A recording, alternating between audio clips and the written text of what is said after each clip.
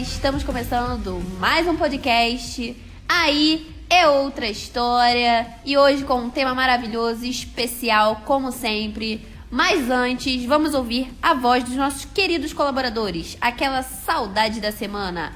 Primeiramente, o queridão de São João, Anderson Ribas. E aí galera, aqui é o Anderson e meu jogo favorito é Hitman Blood Money. E ela, a nossa nilopolitana em Romaria, Giovana Almeida. Oi gente, tudo bem? Eu sou uma mulher de gostos simples, ultimamente eu tô viciada em Fall Guys. E ele, o cacheado do Cosmorama, Felipe Rabelo. E aí galera, Felipe aqui, e o meu jogo favorito sempre foi, sempre será Shadow of the Colossus. E o nosso querido editor, dono desse podcast, Pedro Costa. E aí galera, aqui é o Pedro Costa.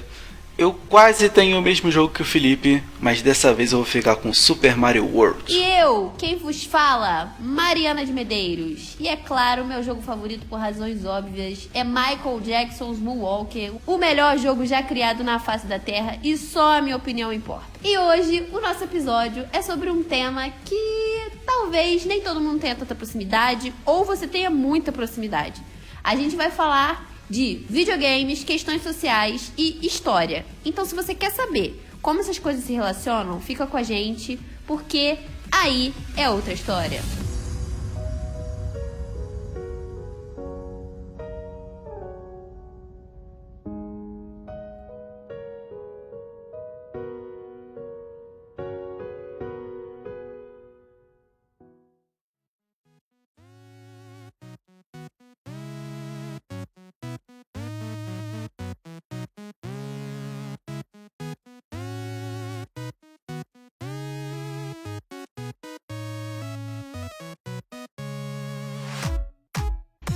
Então, galera, como já falamos anteriormente, hoje o nosso podcast vai falar de uma coisa que a galera por aqui ama, que são os games, os videogames, jogos de computadores, os jogos que a gente joga na televisão.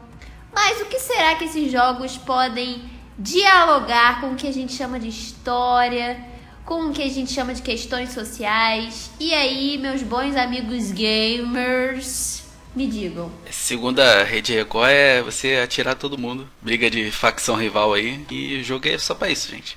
Você jogar Monopoly, você vai ser milionário. Pessoal que jogava colheita feliz aí no... Tudo virou fazendeiro. Exatamente. Eu jogava, não sou latifundiário. Já tem a experiência. Exatamente, não é porque não quer. Agro é pop, agro é tech. Exatamente, o agro tá aí, ó, E eu... com tudo. Agro é pop. E eu não. Agro é pipe, agro é pop, agro é papi. Estão vendendo arroz a R$40, estão ganhando dinheiro mesmo. Você acha que quem gerou esse aumento no arroz aí? O pessoal da colheita feliz, cara. Tacaram fogo na fazendinha dos caras que produzia arroz.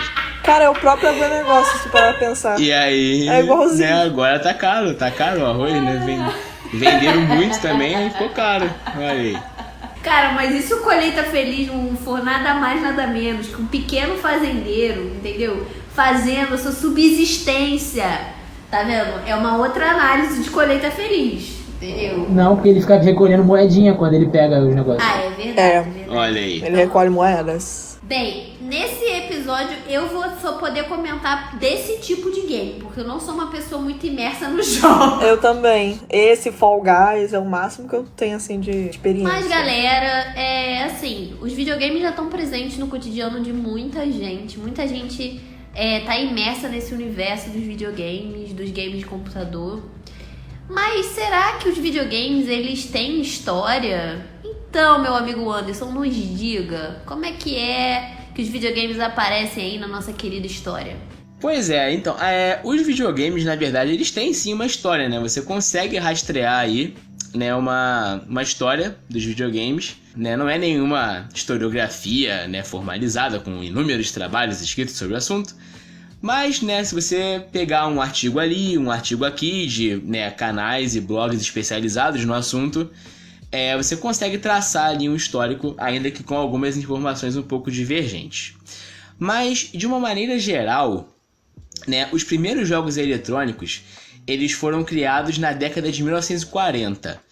Né? E quando eles surgem, eles são basicamente criados dentro de laboratórios, né? Eles rodavam aí em computadores que existiam na época, né, dentro desses laboratórios, e universidades e etc. E eles circulavam basicamente entre os próprios cientistas e os programadores, né? Eles não eram desenvolvidos de maneira comercial, como a gente entende hoje em dia. Eles eram criados, né, por esses pesquisadores basicamente como um hobby ou até mesmo como fonte de entretenimento enquanto eles estavam com hora vaga de trabalho dentro do laboratório. Então, né, algumas décadas depois, né, quando essa ideia dos jogos eletrônicos começou a ser mais difundida, né, lá pela década de 70, né, os arcades, né, os famosos fliperamas, eles já eram um sucesso, né, nos Estados Unidos principalmente, e algumas casas e algumas empresas já possuíam computadores com alguns jogos. Mas, gente, esses jogos eles eram muito simples, né, e eles, né, se resumiam aí basicamente àquele joguinho do ping-pong, né, que você tem que ficar rebatendo a bolinha um pro outro. Ou então, no máximo, um jogo com umas navezinhas que ficavam, né, atirando, mas tudo era feito de maneira bem básica mesmo, com beatzinhos e etc. Né? Nem de longe chega no patamar que a gente já tá hoje, né, nessa indústria. Mas aí que tá, como eu falei, né, até aqui os videogames eles eram só jogados em computadores, né, e poucos computadores domésticos, né, porque convenhamos que na década de 70, né, vocês devem ter uma noção de que computador era um negócio praticamente inacessível para, né, a maioria da população mundial, né, então era bem raro que alguém tivesse realmente jogos e computadores em casa. Mas então aí, eis que em 1972 surge o primeiro console doméstico.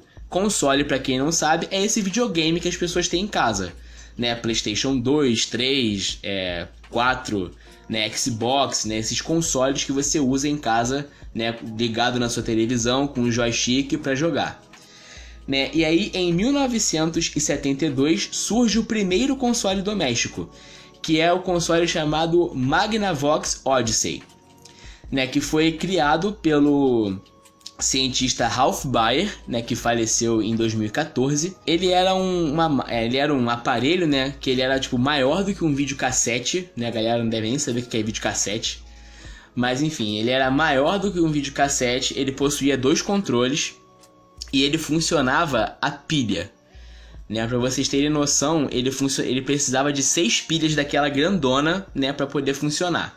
Né, ele era ligado na televisão, né, como os videogames de hoje em dia são, né, porque ele era justamente para esse uso doméstico. Ele não tinha som e alguns jogos dele, né, que no total ele tinha 10 jogos, né, que você podia jogar. E esses jogos, eles eram uma mistura de jogo de tabuleiro com jogo eletrônico. Porque basicamente a estrutura de todos os jogos era a mesma. E o que fazia a principal variação de um jogo para o outro era um cenário que vinha tipo numa transparência dentro da caixa, e esse cenário você colava na sua televisão. O que prendia o cenário na tela da televisão era a estática do televisor, né? A galera que pegou televisor de tubo aí sabe, né, que tem a questão da estática. Então você colava esse plástico transparente na tela e aquilo ali fazia o cenário do jogo. Enfim, só que aí o Magnavox Odyssey, se eu não me engano, tá? Aqui eu posso fazer uma pequena confusão com os números, mas se eu não me engano ele vendeu cerca de 100 mil unidades, né? 100 mil aparelhos. Você pode falar, poxa, que venda ridícula, mas pra época, né, esse foi o primeiro console caseiro. Né, as pessoas não sabiam o que era, videogame, então os caras venderam 100 mil cópias. Só que mesmo assim, algumas fontes falam, né, alguns sites falam que a estratégia de marketing, né, que foi usada pela empresa que distribuiu o console foi muito fraca. E aí ele acabou não vingando muito no mercado, né? Tanto é que depois dele a empresa tentou lançar várias versões mais avançadas que também levavam esse nome de Odyssey, mas aí acabou que eles não emplacaram muito, né? E aí, né, em 1976, né, foi lançado o primeiro console que nós chamamos de programável, né, que é o console que você pode colocar o cartucho, né? Você troca de cartucho E aí essa troca de cartucho vai fazer com que você troque de jogo. Dá aquela soprada quando não funciona. Exatamente, né? Assopra, cospe dentro do cartucho, dá 3 porradas no cartucho pra baixo pra ele entrar no joguinho. E aí vinha sua mãe gritando, vai destruir! Se destruir não tem outro não! Não vou comprar outro, hein? De onde saiu esse não nasce mais!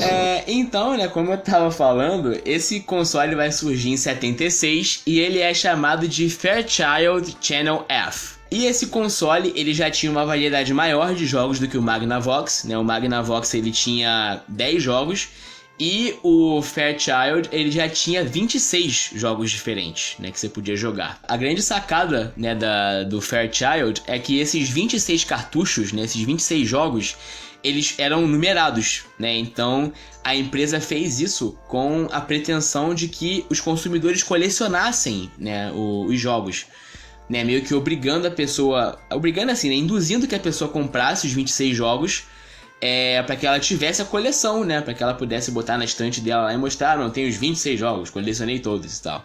Então você já vê aí nessa época uma certa visão mercadológica que, ainda que muito retraída, já estava demonstrando aí mais ser uma coisa mais arrojada, né? Mais assim, já pensando com uma visão maior mesmo de empresa, né? Então, né, o Fairchild, ele é lançado em 76, ele faz muito sucesso no lançamento, mas logo em 77 a popularidade dele começa a cair, porque ele vai receber um concorrente de peso no mercado, né, que é o console lembrado até hoje e considerado por muitos como o primeiro console, de maneira errada, mas ele é considerado por muitos como o primeiro console, que é o Atari, né? O Atari VCS 2600. Né? O Atari, ele tinha ao total 9 jogos e, assim, mesmo tendo poucos jogos, ele se tornou o console mais popular da época. Ele desbancou o Fairchild e ele também desbancou os concorrentes da Odyssey, que nessa época nem apareciam tanto mais assim no mercado. Ainda na década de 70, né? Mais exatamente no ano de 79... a gente tem a criação do jogo chamado Battlezone, que, né, numa tradução literal para o português seria algo como zona de batalha. E qual é a grande pegada desse jogo? Esse jogo ele foi o primeiro jogo tridimensional, né, a ser lançado, né? Você controlava né, o seu personagem, entre aspas, né? E depois eu vou explicar por que é entre aspas dentro do jogo, de maneira tridimensional, né, com 3 eixos. E isso pra época já revolucionou bastante. E a grande sacada desse jogo é que o jogador ele controlava um tanque de guerra. E aí o objetivo do jogo era que você, com esse tanque de guerra, destruísse os inimigos que estavam ali ao seu redor.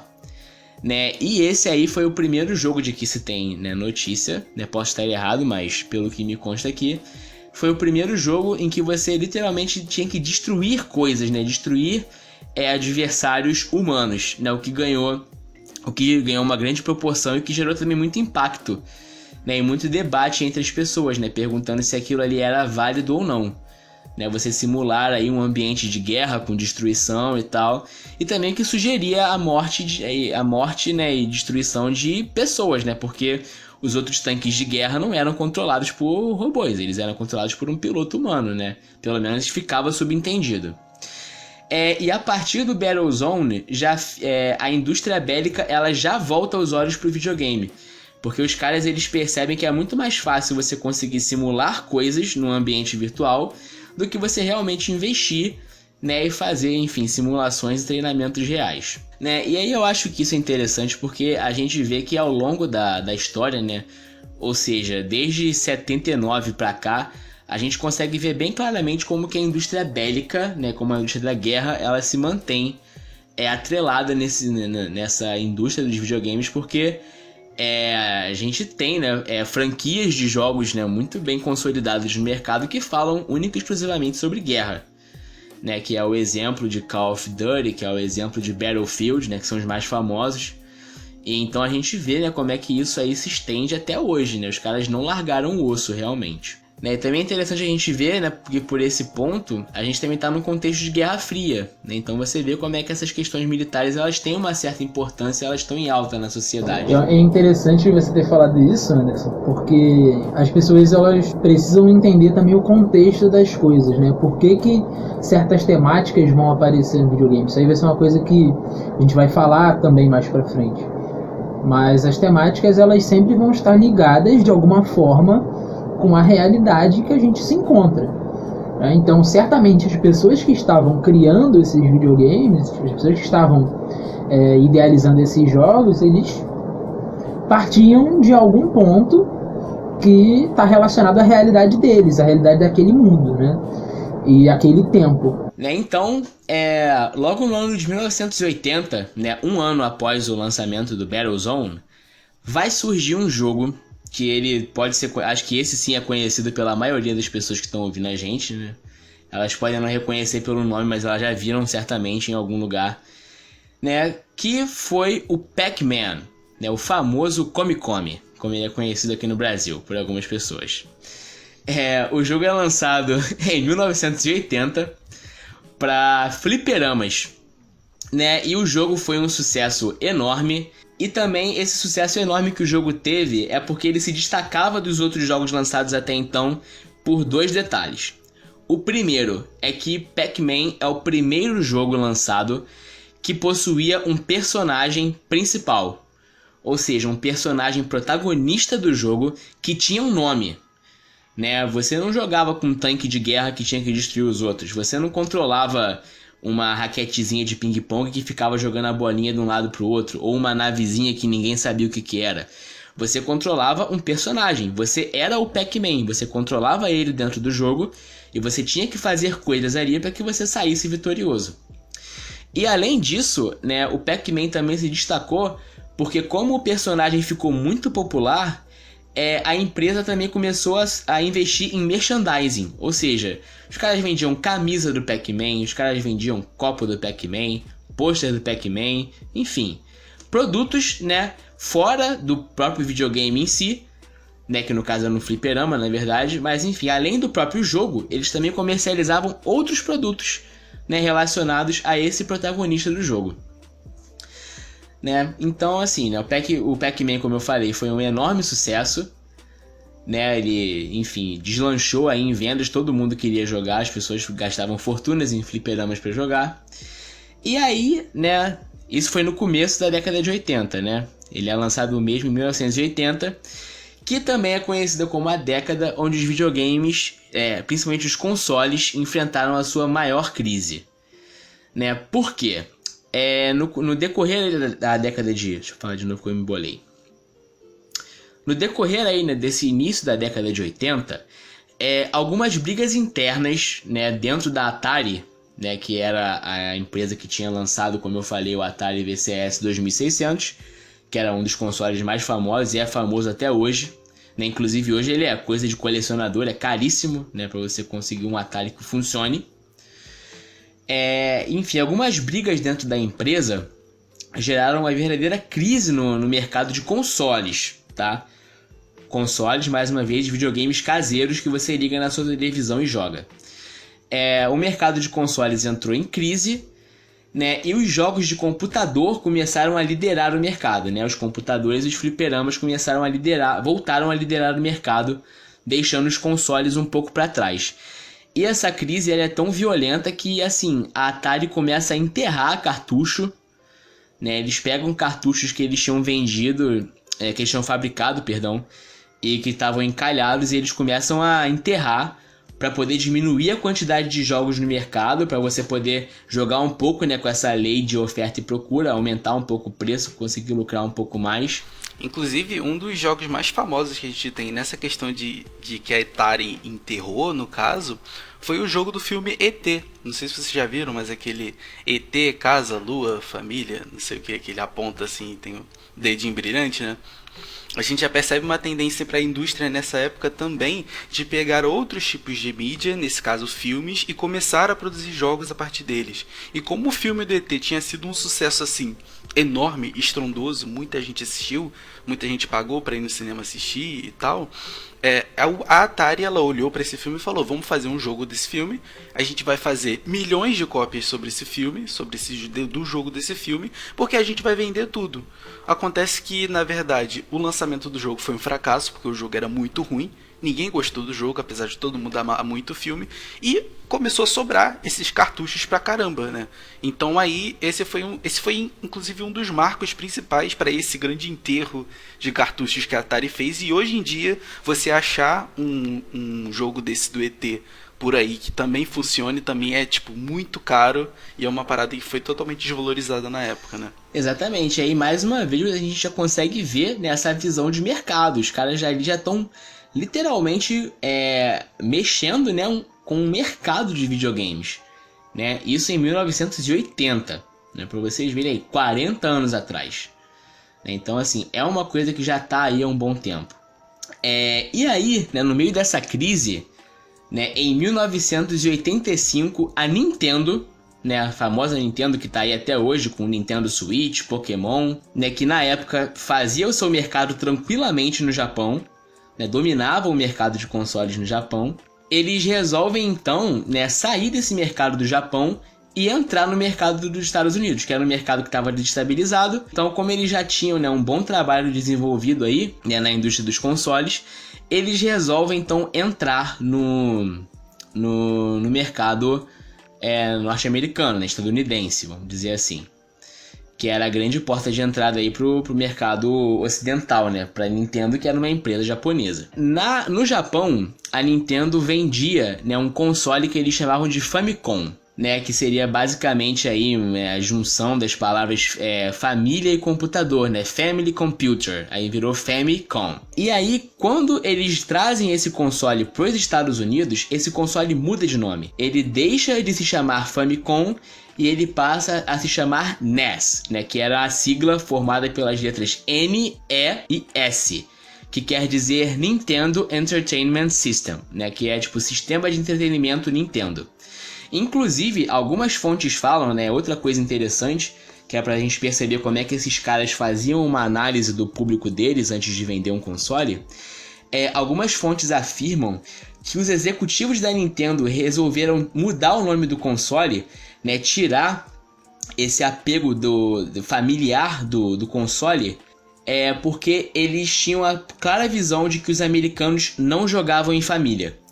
Então, se eles vendessem a ideia de um console que era feito para família, talvez não pegasse tanto assim. Então, eles tiram esse nome de família, né, esse Famicom do nome, e eles colocam então o NES, que era a sigla, né, para Nintendo Entertainment System, como eu já falei. E aí, né, obviamente, né, a Nintendo ela entra, e o carro-chefe de entrada da Nintendo com esse console e já com seu primeiro grande jogo é o famoso Mario Brothers, né? Ou Mario Bros, que é o famoso encanador. É aí que vai surgir, então, né, a primeira grande popularização do famoso Mario, né? Que até hoje é tido aí como o mascote máximo da Nintendo e, quiçá, dos videogames também, né? Porque a pessoa pode nunca ter jogado um videogame na vida, mas se mostrar pra ela a foto do Mario, ela vai saber quem é. Não, esse é o Super Mario. Então, por aí a gente já vê. E, gente, eu vou parar essa progressão histórica, né, por aqui, porque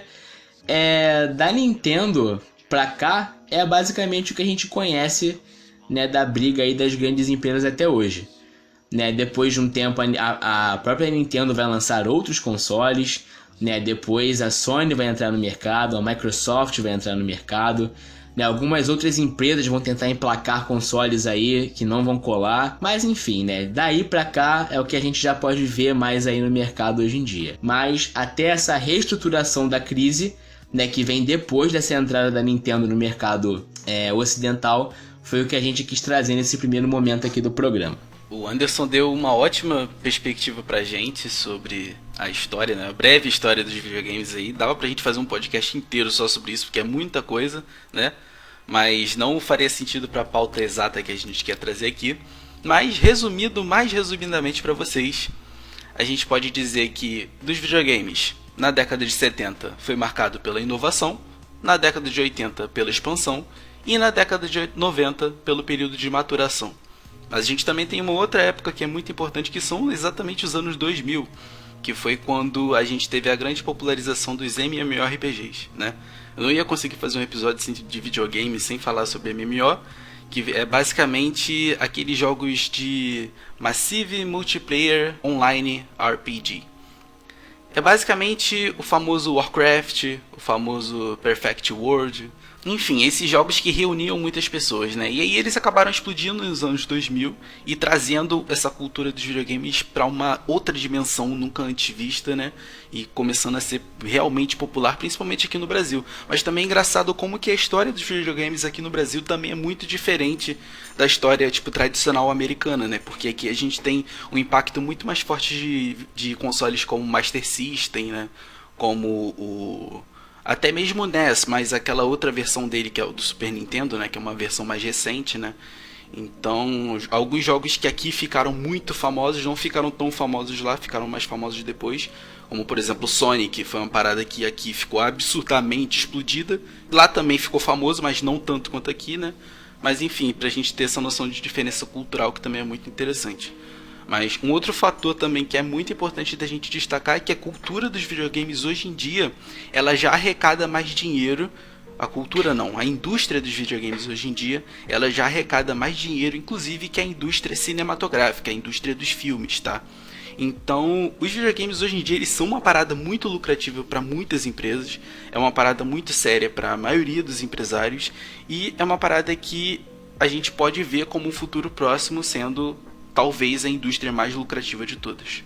Então, né, mas a gente tá falando assim sobre a história do videogame, só que essa questão dos videogames, dos jogos de computadores, eles já viraram, para algumas pessoas, um aspecto realmente importante na vida de algumas pessoas. Inclusive, no processo de aprendizagem, não apenas de aprendizagem do que a gente fala especificamente, né, do que é da escola, do que é pedagogicamente, entre aspas, importante, porque tudo que você aprende, na verdade, tem um grau de importância na sua vida, mas os videogames, eles sim contribuem para muitas questões no nosso cotidiano. E aí, meus amigos, o que vocês dizem sobre isso? Videogame dá pra usar na sala de aula? Videogame dá pra usar pra aprender o quê? Então, a primeira noção que a gente tem que ter em relação a isso é aquele papo parecido com o que eu falei no primeiro podcast que a gente apresentou aqui, que foi o do cinema, BBB e Babu. Se eu não me engano, o título era esse. Mas o tema era esse.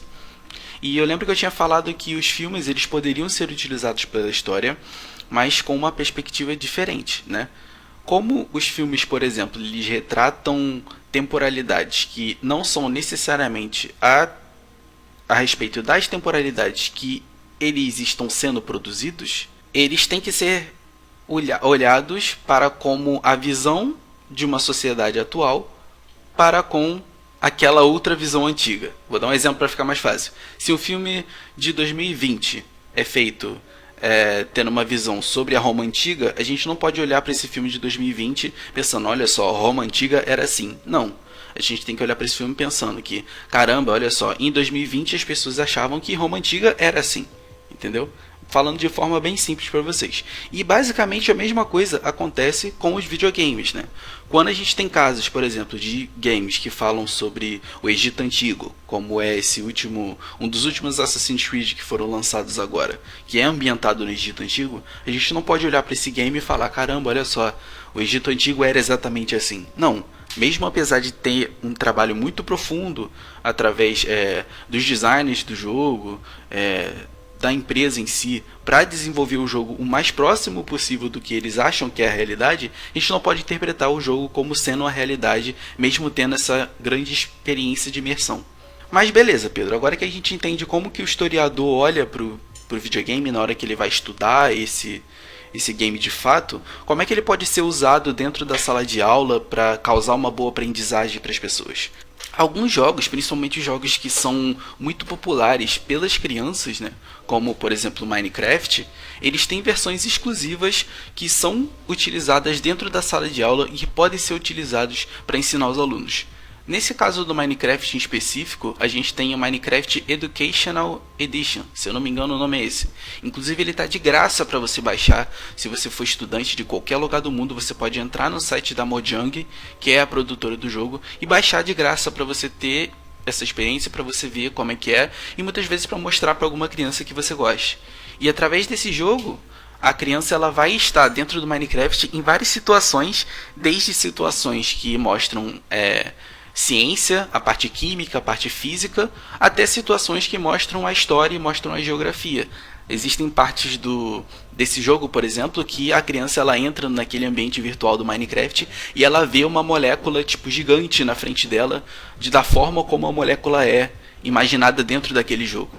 Então é muito legal até mesmo para as crianças começarem a ter essa visão de incorporação que os games trazem, né? Mas beleza, a gente está falando de criança, né? Para criança realmente isso pode funcionar porque é muito atrativo, mas como é que isso pode funcionar para os jovens, para os adultos e para as outras pessoas, né? A gente tem, com base em várias pesquisas atuais de ciência cognitiva, de que os jogos eles influenciam positivamente nas pessoas, principalmente questões de identidade, de interação, de produção, de customização, de coordenação dos problemas, desafio e consolidação e várias outras coisas. Até inclusive algo que a gente chama de frustração prazerosa, que é uma parada muito interessante que eu pesquisei enquanto a gente estava trabalhando para falar sobre esse podcast para vocês. E essa frustração prazerosa, ela funciona junto a como os games são perceptíveis como factíveis, mais desafiadores. Por exemplo, quando você está num jogo, que eu vou dar um exemplo de um jogo que é muito difícil aqui, que algumas pessoas conhecem, que muita gente que está escutando esse podcast pode conhecer também, que é o Dark Souls. Dark Souls ele é um jogo que originalmente foi lançado para PlayStation 3 e é um jogo que, como dito, um dos mais difíceis de todos os tempos, porque ele apresenta um desafio muito grande para quem está do lado do controle, né? O jogo ele requer muita concentração, muita habilidade com os botões e coisas nesse sentido. Mas o que acontece? Como é um jogo muito difícil, o jogador ele tem a tendência a ser derrotado muitas vezes dentro do jogo, né? É muito comum a gente ver a famosa frase "You are dead", né, do jogo, e a gente vê essa frase com costume. Então o costume da derrota ele passa a ser nesse jogo algo comum, né? O que não é apresentado na maioria das outras mídias e na maioria das outras interpretações que a gente tem da derrota, né? E pelo contrário, toda vez que você é derrotado nesse jogo, acontecem duas coisas. Ou você fica muito pistola e você desliga o videogame e você não quer mais jogar o jogo. Ou então, o que acontece na maioria das vezes, você simplesmente tenta de novo. Mas você não tenta de novo da mesma forma como você tentou antes, né? Porque se você aplicar a mesma estratégia que você estava tendo para derrotar aquele chefe da mesma forma que você estava tendo antes, você vai morrer. Então o sentido é o de que você vai auxiliar e pegar outras formas para poder derrotar aquele chefe ali.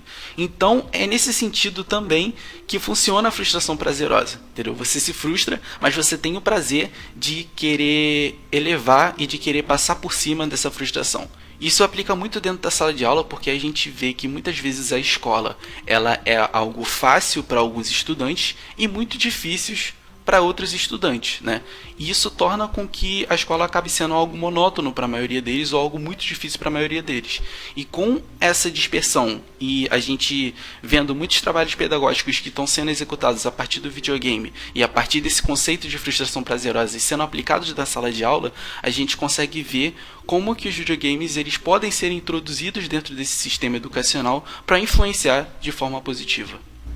Então, Pedro, é interessante isso que você falou, mas eu também acho que, além dessa perspectiva, né, cognitiva, pedagógica, numa visão mais da psicologia mesmo, a gente, puxando para nossa área de história, quando a gente fala de ensino de história, a gente pode até utilizar, né, eu não sou uma exímia conhecedora de jogos, mas meus amigos podem até me ajudar nessa situação, mas já existem jogos que têm uma ambientação, né, muito boa, que inclusive tem consultores que estão ligados à história.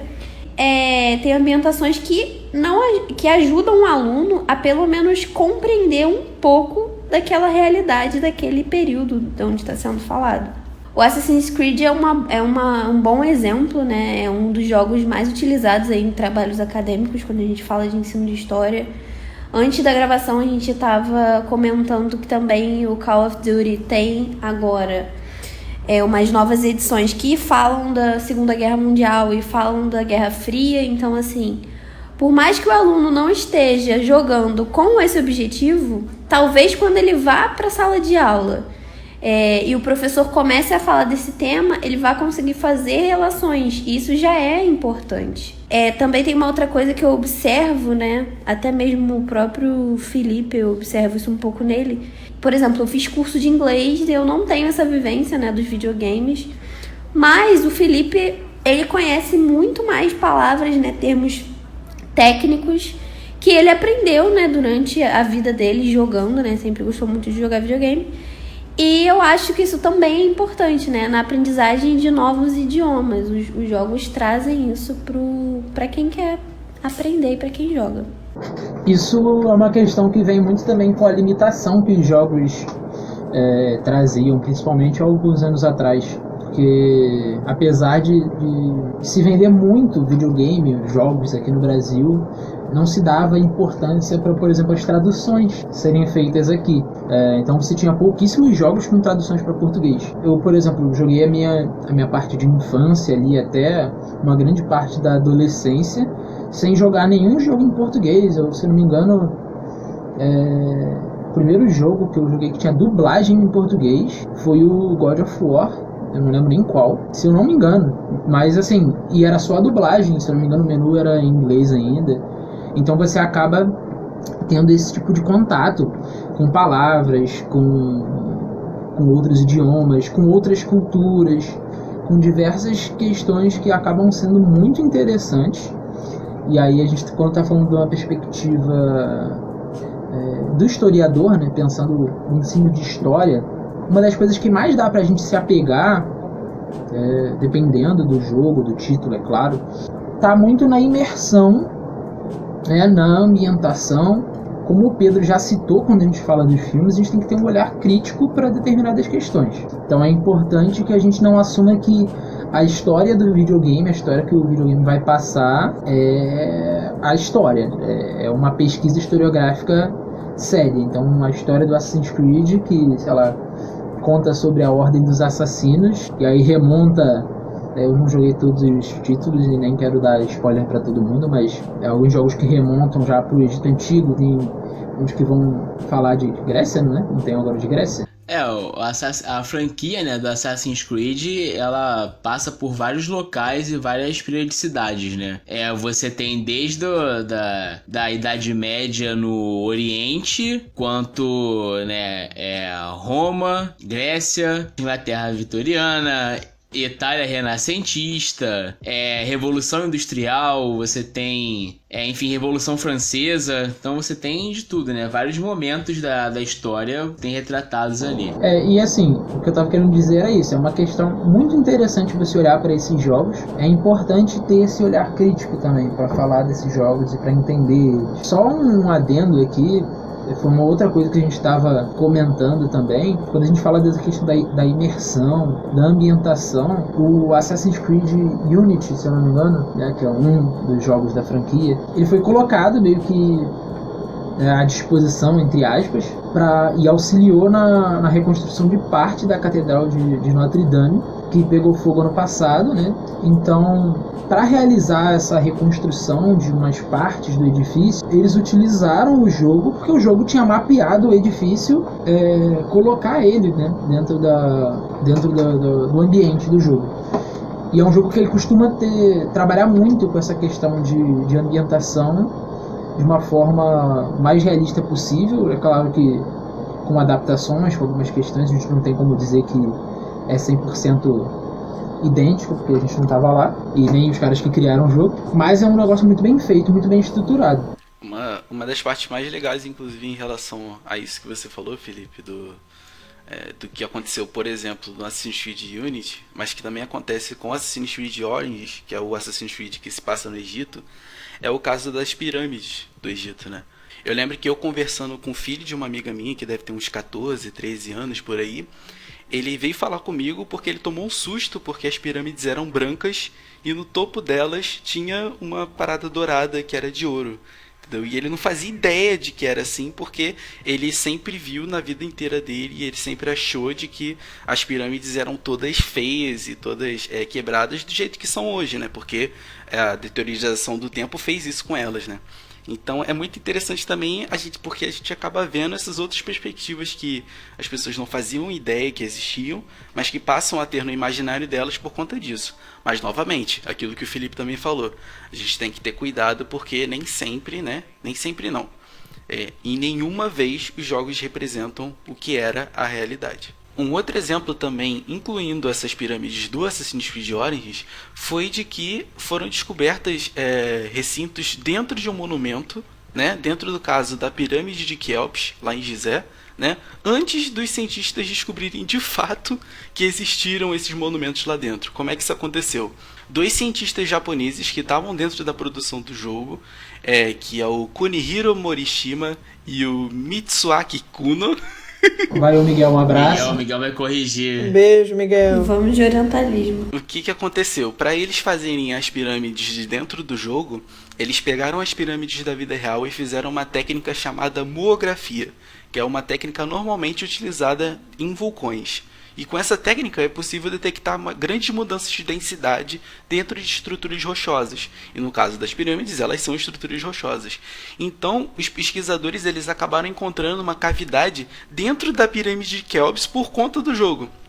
Obviamente que essa simulação dentro do jogo ela é bem fantasiosa, né? Porque tem vários tesouros dentro e etc. para o jogador explorar. A gente sabe que na vida real não tem todas essas coisas, mas é uma descoberta interessante porque foi algo pensado por conta do videogame e que depois trouxe uma relação para a vida real. Isso é o que o governo quer que você pense, né? Que não tem nada lá, que na real a gente sabe que são os aliens.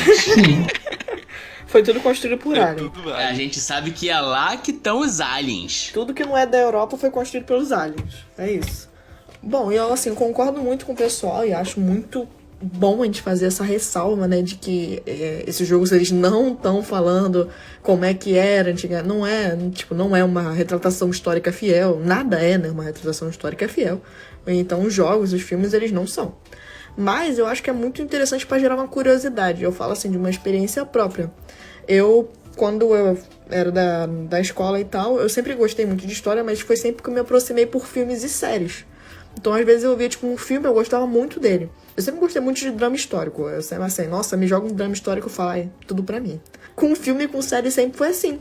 E muitas das vezes eu não fazia ideia daquilo, porque talvez seja alguma parte que eu não tinha estudado ainda na escola, ou de que eu tinha estudado, mas tinha passado, assim, rápido.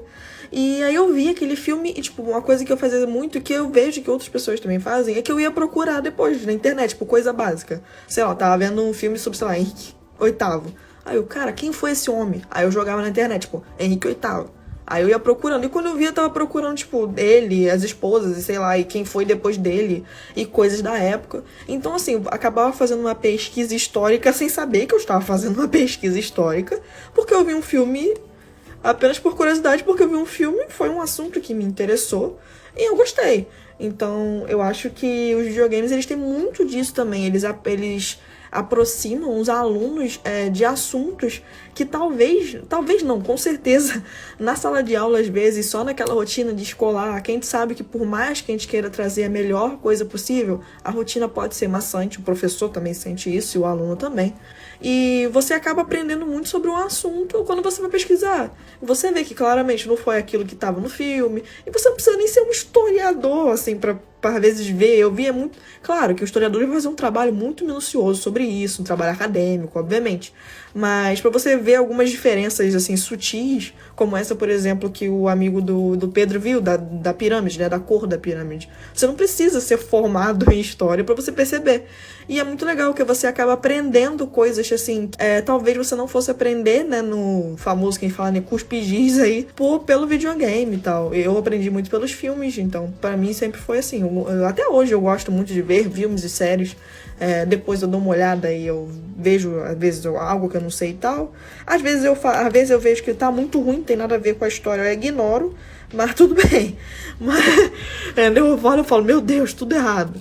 Mas às vezes pelo entretenimento, mas é importante até a gente saber que tá errado, sabe? É importante isso, você reconhecer o erro aqui naquela série, naquele videogame. E eu lembro também de uma vez que eu tava até do Assassin's Creed, eu acho que qualquer professor de história já deve ter ouvido eu falar alguma coisa do Assassin's Creed, mesmo que ele não tenha jogado. Eu nunca joguei, mas eu sempre vi falando sobre as várias edições e tal. E eu lembro que uma vez eu tava dando aula de Renascimento, e um aluno, nossa, gente, o aluno não falava nada na aula, assim, normalmente. E aí, nessa aula de Renascimento, ele tá falando tudo. E eu ficava, caraca, onde é que esse menino aprendeu isso? Eu falava, gente, será que ele gosta só dessa parte da história? Ele só viu o Renascimento? E aí, depois ele veio falar que ele jogou muita... Eu não lembro qual foi a edição e tal, mas do Assassin's Creed e tal, falando. E eu, tipo, caraca, gente, o garoto, mais um pouco, ele levanta aqui e dá aula pra mim, sabe? O garoto, ele tava muito empolgado. Então, eu acho que isso é muito legal, assim. Essa curiosidade, eu acho muito bacana. Não, só uma coisa que a Giovana me lembrou, que eu acho que talvez as pessoas que escutam e não têm contato com a sala de aula, elas não têm essa dimensão de quão é importante essas relações que as crianças fazem, né, os alunos fazem. Porque a Giovana falou disso do Assassin's Creed e eu lembrei de uma vez que eu tava dando aula de suzerania e vassalagem e a menina perguntou assim pra mim, é tipo Game of Thrones? Aí meu cérebro explodiu, fez assim, pum! Eu falei, exatamente isso. Exatamente sobre isso. Então é sensacional. Tipo, claro que tudo tem que ser bem analisado, mas que é ótimo pra gente, é ótimo. Bom, mas a gente falou sobre todas essas questões de como analisar isso na perspectiva de quem estuda história. A Giovana falou muito bem sobre essa questão, né, de, apesar das críticas e das ressalvas, ser interessante para você falar, para você gerar uma curiosidade, despertar o interesse da pessoa sobre o assunto. Mas tem uma outra questão que a gente quer falar aqui, que é muito importante a gente entender sobre os jogos também, que é a capacidade que esses jogos têm de transmitir ideias, de transmitir ideologias, de transmitir valores, posturas que podem estar ali intrínsecos ao jogo ou até mesmo bem explícitos e que, é claro, nem todo mundo que joga vai se influenciar necessariamente por isso, mas pode acabar influenciando muitas pessoas. Existem várias questões, por exemplo, a gente já falou sobre como o cinema pode gerar influência no público, sobre como a música ela pode gerar influência no público, e o videogame ele não é diferente. Se eu construo uma ideia através de uma mídia, seja ela qual for, o videogame ele se inclui nisso, e fico martelando essa ideia na cabeça das pessoas, é evidente que possivelmente essa ideia ela vai acabar se concretizando nesse imaginário.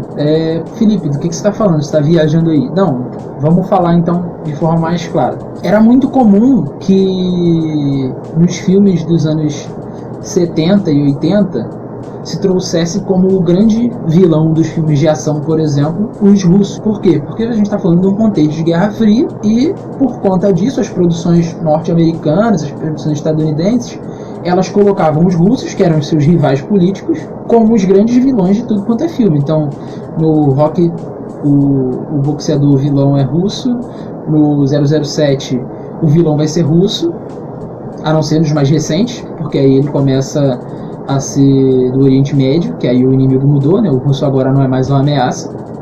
Então, assim, isso também pode se construir através do jogo e se constrói. E é evidente, gente, que os jogos eles já fizeram muito isso e eles vão continuar fazendo, né?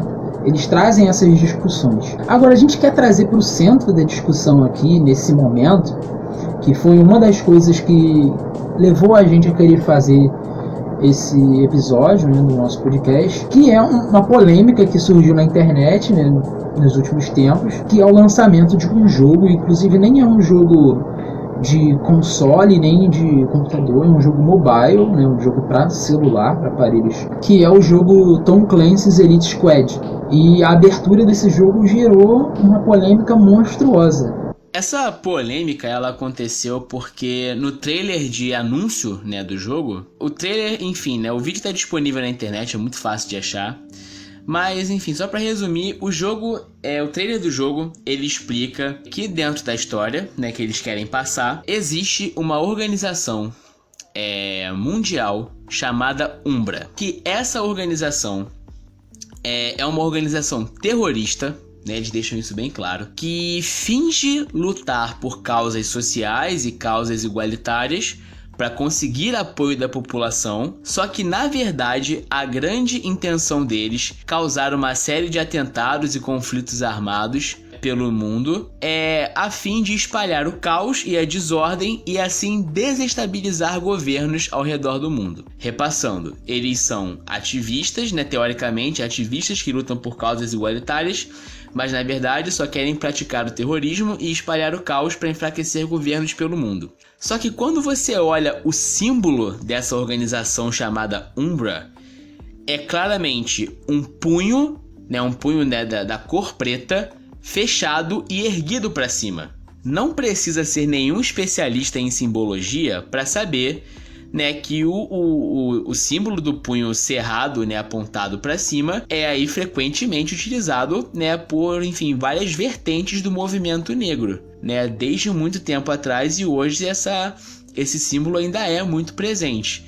Então, num contexto que a gente está vivendo hoje em dia, de inúmeras manifestações, de Black Lives Matter, né, uma empresa, né, do porte dessa que lançou o jogo, né, que é a Ubisoft, lançar um jogo onde você categoriza uma organização que tem como símbolo o mesmo símbolo que é usado em muitos lugares pelo movimento negro, e você afirma que na verdade eles não lutam por igualdade, mas sim para praticar atos terroristas e causar o caos, é uma coisa bem polêmica, né?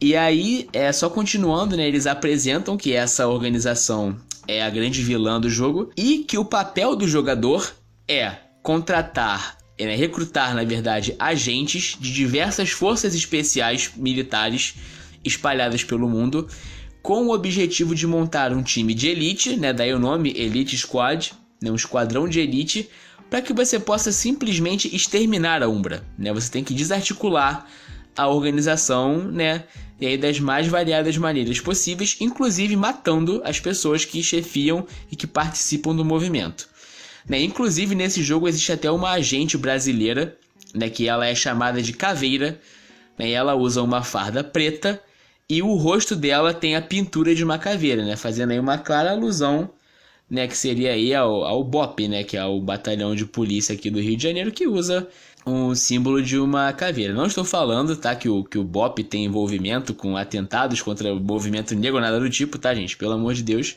Estou falando que no jogo, né, existe claramente uma personagem, né, que é uma representação, né, do que seria essa tropa, né? Porque ela é a agente de elite brasileira que está disponível para ser recrutada no jogo, né, pelo jogador. E uma questão importante também é que muitas pessoas podem pensar assim: mas o jogo devia estar sendo produzido há bastante tempo e pode ter sido só uma triste coincidência o lançamento ser tão em cima desse estouro, né, que o Black Lives Matter teve nesse momento, principalmente após o assassinato do George Floyd.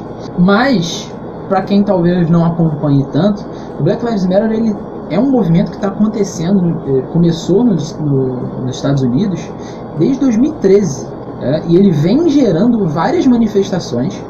É claro que nos últimos meses isso teve um impacto midiático maior, né, inclusive com manifestações fora dos Estados Unidos e tudo mais, mas não é de agora, não tem como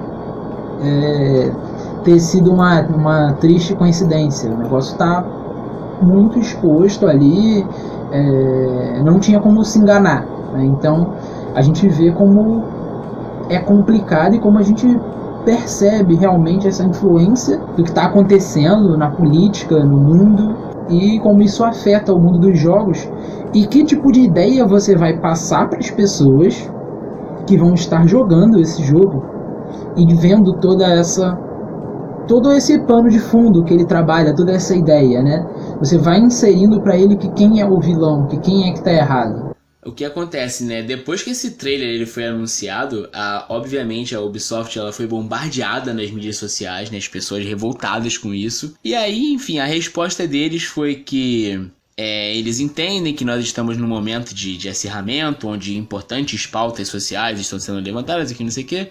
Eles falam que reconhecem que esse é um momento em que as pessoas devem se unir e que talvez ter colocado um símbolo que lembra o símbolo do movimento negro como símbolo de uma organização terrorista tenha sido um pouco demais. Então eles decidiram por remover, né, o punho cerrado do símbolo da organização dentro do jogo. Então, se vocês forem olhar, né, vídeos e imagens promocionais do jogo daqui pra frente, provavelmente vocês não vão mais encontrar esse símbolo da organização Umbra, né? Mas isso de fato existiu e está registrado em vídeo, porque o trailer de lançamento original do jogo mostra claramente o símbolo. Não, o Felipe falou do Black Lives Matter, só pra adicionar, a gente tem um episódio, o Beyoncé, Limonada e Racismo nos Estados Unidos, que a gente fala um pouquinho sobre o Black Lives Matter. Vale a pena dar uma conferida no nosso episódio sobre a Beyoncé, Limonada e Racismo nos Estados Unidos, que a gente fala um pouquinho sobre o movimento Black Lives Matter,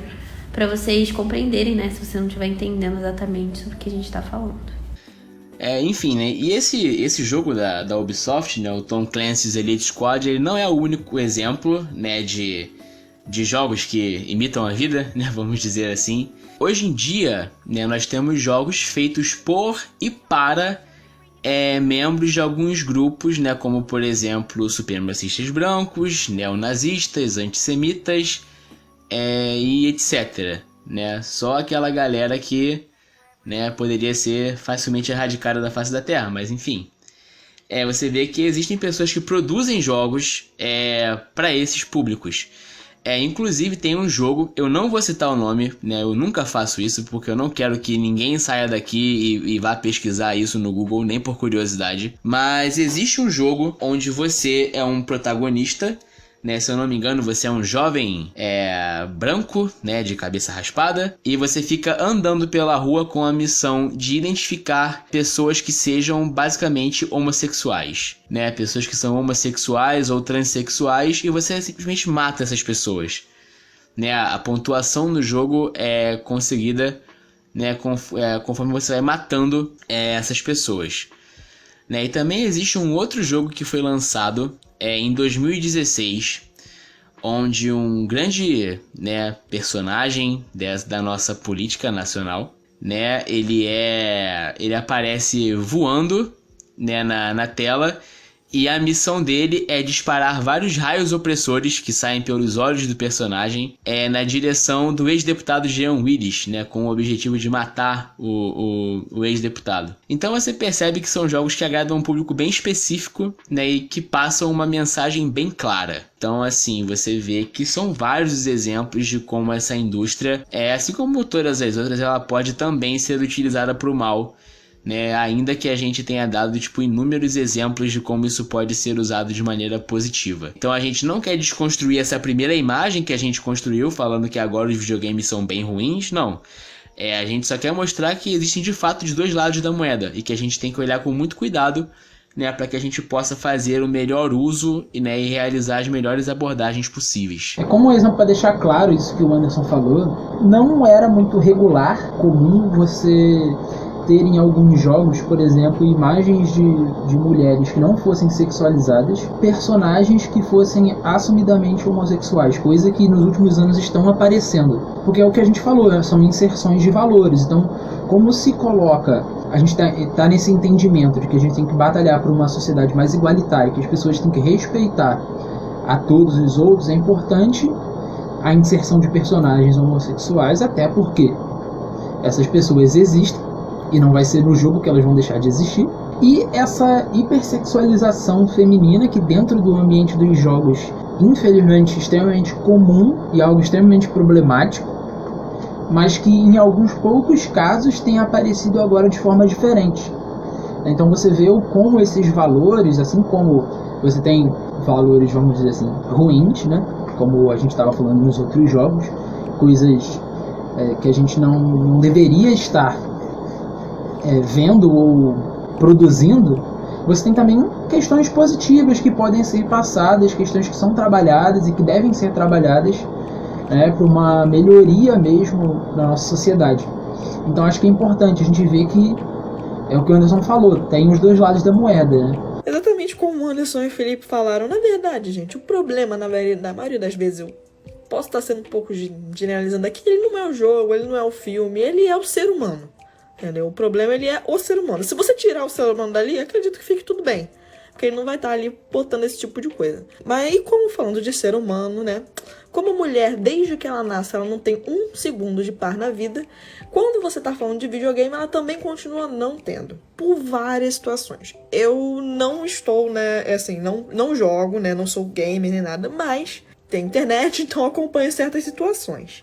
Né? Vira-mexe aparece uma coisa linda lá pra mim. A indústria dos videogames, dos games, assim como outros locais também, que são majoritariamente, né, masculinos, como por exemplo os esportes, enfim, traz bastante mais ainda essa questão do machismo. Você vê isso em várias situações, assim, que eu percebo de videogames. Por exemplo, né, quando a gente vê muitas personagens femininas nos videogames, elas são extremamente hipersexualizadas de uma forma que elas são irreais.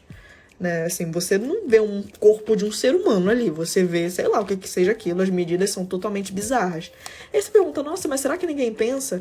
E a maioria das pessoas que fazem esses... Eu acredito que essa seja a base do problema, inclusive, que a maioria das pessoas que programam esses videogames em si são homens brancos. E eles colocam as expectativas deles de acordo com o que eles acham que uma mulher deve ser.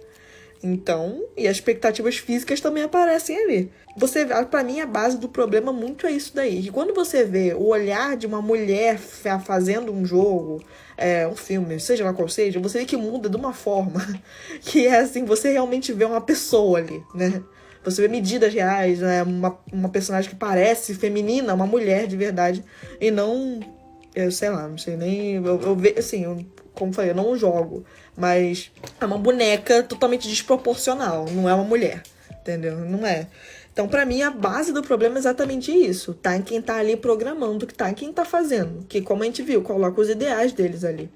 E aí também tem um exemplo muito legal que eu acredito que a grande maioria do pessoal deva conhecer, Tomb Raider, né? Que até tem um filme com a Angelina Jolie, saiu mais recentemente. Pra quem se lembra, ou se quiser, sei lá, joga aí no famoso aplicativo aí de pesquisa, acho que uma das primeiras versões era simplesmente bizarro, assim, a coitada, né, da menina, porque era totalmente hipersexualizado. Eu fico imaginando como é que uma pessoa, assim, que trabalha com arqueologia vai pra lá, né, assim, com os decotes no negócio meio triangular, enfim, cada um, mas eu acho um pouco complicado.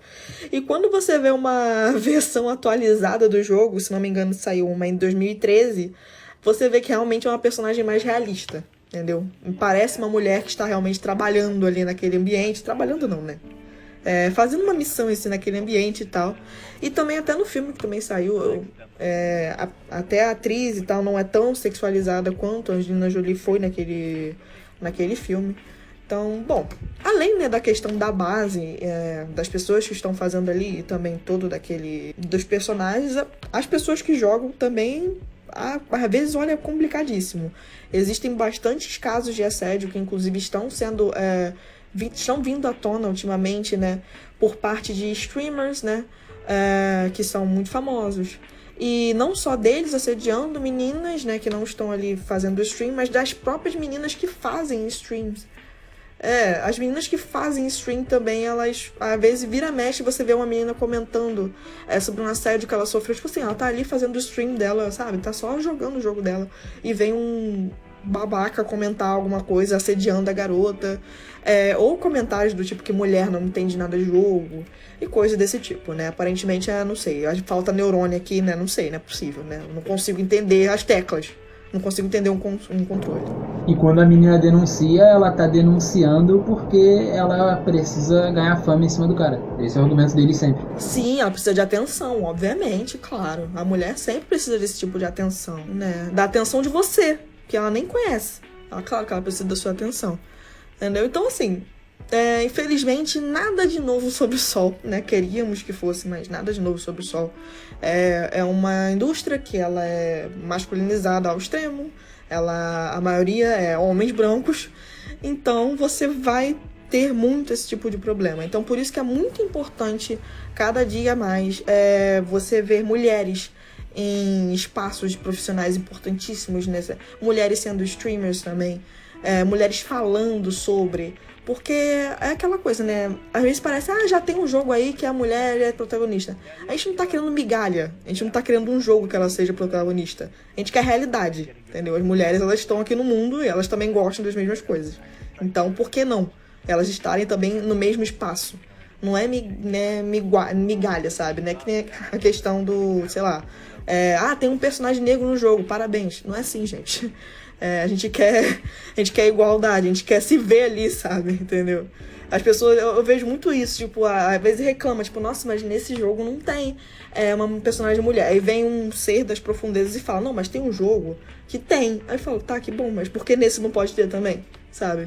É umas coisas assim. Quando a gente fala de machismo no mundo dos jogos também, eu acho que é até mais.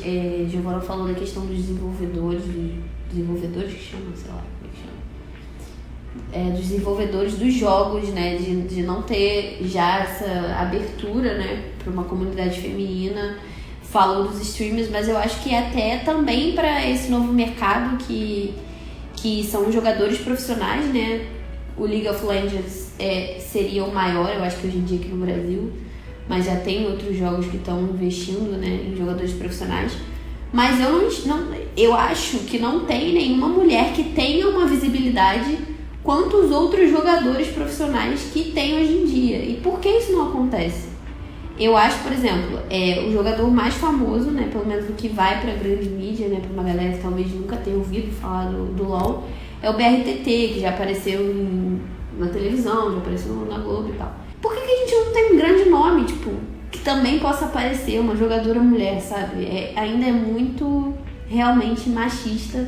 Dá um programa inteiro só sobre machismo no mundo de videogame, porque é realmente uma situação muito excludente. Eu sei que no CSGO a gente tem casos de que algumas organizações elas tentaram fazer, tipo, times femininos de CSGO, só que eles cometeram um erro, na minha opinião foi um erro, de segregar. Eles fizeram, por exemplo, campeonatos femininos e campeonatos masculinos. E isso pra mim é ridículo, porque diferentemente de outros esportes físicos, né, a gente não tem um impedimento intelectual dos sexos nesse caso, entendeu? Então uma mulher é tão capaz de jogar tão bem quanto um homem, ou até melhor, muitas vezes melhor, porque o videogame ele está intimamente ligado ao intelecto, à inteligência e não à capacidade física. Então, tipo, eu sei que eles acabaram tentando fazer esses times femininos de CSGO, só que muitos deles acabaram, inclusive, porque, primeiro, as atletas femininas elas eram muito mal pagas, tipo, tinha uma diferença de salário absurda em relação aos atletas masculinos, e elas tinham que se submeter a coisas em relação à organização que não cabia a um atleta, como, por exemplo, elas faziam... o trabalho delas era muito mais de divulgação da empresa, de divulgação da organização, do que como atleta. Quando era campeonato, ela, vai lá jogar o campeonato lá. Ganhou, perdeu, poxa, que pena. Vai lá divulgar a empresa, entendeu? Então, os times, eles acabaram se desfazendo muito por conta disso, porque os organizadores, eles estavam olhando para esse lado de uma forma totalmente errada. Teve um caso também quando a gente pega o cenário de League of Legends profissional, já algumas equipes tentaram inserir mulheres, né, nos seus times. Normalmente elas eram contratadas para serem reservas, né, até de uma forma, em teoria, aquilo que a gente via de fora, é que a intenção seria dar o espaço aos poucos para atleta. Tem um caso recente de um atleta que acusou a equipe de utilizar ela 100% só como marketing. Segundo ela, ela não treinava no mesmo espaço que os outros atletas, ela não tinha o aparato necessário para treinar dentro da organização. Ela, inclusive, rescindiu o contrato com a equipe por conta disso. E uma outra problemática gravíssima dentro do cenário profissional, pelo menos no League of Legends, acredito que nos outros jogos aconteça também, é a questão dos ataques de ódio às mulheres que são profissionais. Então, já aconteceu, se não me engano, umas 2 ou 3 vezes de equipes que levaram mulheres para o jogo e que perderam, ou até mesmo ganharam o jogo, mas as torcidas, as pessoas que acompanhavam, principalmente se fosse um caso de derrota, eles acusavam basicamente de que a culpa do time ter perdido foi única e exclusivamente pela má atuação daquela mulher, e aí isso se tornava um ciclo de xingamentos e ofensas na rede social intermináveis, até fazer o inferno possível para retirar a mulher do time, e às vezes ela não saía naquele momento, mas ficava escanteada. E toda vez que surge qualquer mulher com a possibilidade de entrar no cenário profissional, é a mesma coisa. É um ciclo que se repete o tempo todo. Então é uma questão, isso não exime as organizações da sua parcela de culpa, mas que você vê que é uma questão muito profunda, que ela vem das organizações e da torcida, do público em geral. É uma questão absurda.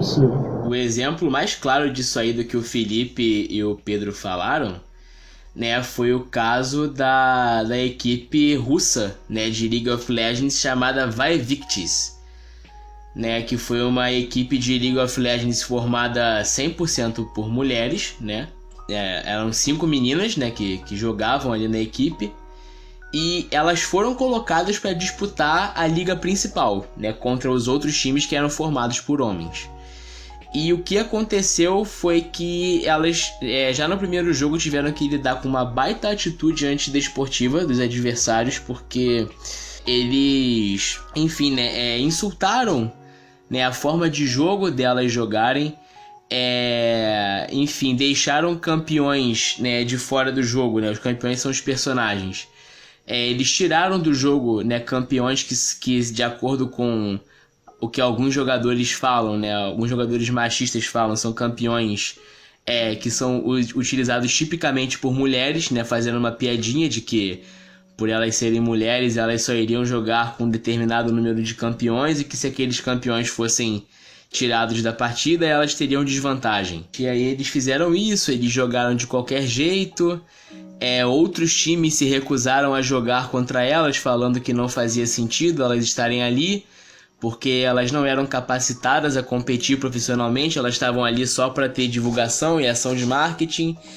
E, por fim, né, o final da história foi que a própria empresa que organiza o campeonato, que é a Riot Games, né, a divisão russa da Riot Games, acabou por tirar o time da liga, né, elas foram removidas do campeonato com a justificativa de que elas apresentavam um nível inaceitável de competitividade, né? Ou seja, exatamente, a Riot Games alega que a Invictus não era um time competitivo, né? Eles não estavam à altura de competir na primeira divisão do campeonato russo de League of Legends. É aquelas coisas assim, tipo, o homem branco, ele pode ser medíocre, ele pode ser mais ou menos do que ele faz, ele pode errar.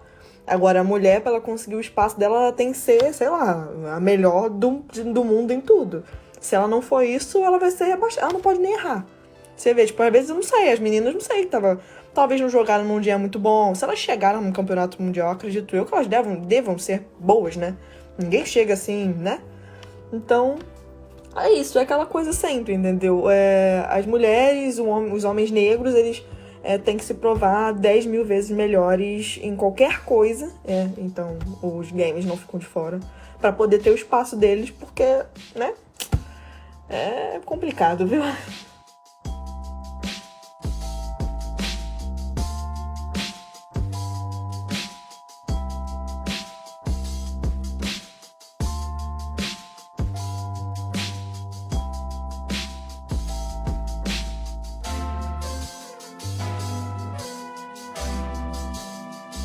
Então é isso, galera. Espero que vocês tenham gostado de mais um episódio do Aí Outra História, falando sobre esse assunto aí que vocês puderam perceber que rendeu. E agora é aquele momento que só escuta quem fica com a gente até o final. O momento das indicações do Menino Pedro. Série, filmes, livros e hoje jogos. Tudo que você pode usar para entender melhor o tema de hoje. Vamos lá então, galera, para as recomendações dessa semana, desse episódio que você acabou de escutar. A primeira recomendação que eu tenho para vocês é joguem o Minecraft Education Edition. Pode parecer bobo, pode parecer idiota, mas é muito interessante, tá bom? Joga o jogo, vê como é que ele é, vê como ele se apresenta, que você vai entender como que esse tipo de coisa pode ser usado para a educação como um todo. É muito interessante, é muito legal. Mas agora passando para a parte dos artigos que nós utilizamos para fazer esse episódio. O primeiro deles, a influência dos jogos eletrônicos e do gênero sobre o comportamento social dos jovens da geração Y, de Fernanda Andrade Ramos Ferreira. O segundo artigo que nós utilizamos se chama Bons Videogames e Boa Aprendizagem, do doutor em Linguística, professor da Arizona State University, James Paul Gee. Em terceiro lugar, nós usamos algumas matérias que falam a respeito dessa polêmica da Ubisoft que nós conversamos um pouco aqui, que são matérias jornalísticas, e também algumas outras matérias sobre casos de assédio. Mas essas matérias são bem fáceis de achar, é só vocês jogarem no Google que vocês vão conseguir procurar os vídeos, procurar as imagens e procurar os depoimentos de todas essas pessoas que estão envolvidas em relação a isso. É isso, espero que vocês tenham gostado das recomendações. Vamos voltar à programação normal. Então é isso, galera. Se inscrevam nas nossas redes sociais. Muito obrigada. Nós já somos 1.000 seguidores no nosso Instagram. Rumo a 2.000, 3.000, 4.000, 500.000, 1 milhão. O que vocês quiserem. Nos sigam nas nossas outras redes sociais, Twitter e Facebook também. E por favor, galera, nos sigam nas nossas plataformas. É muito importante para o nosso crescimento. Beleza? E não se esqueçam de se inscrever no nosso canal no YouTube, A Velha Promessa. Vai que um dia a gente aparece por lá, beleza? Então é isso, galera. Muito obrigada por ter ficado com a gente até o final, porque o videogame, meu irmão, aí é outra história.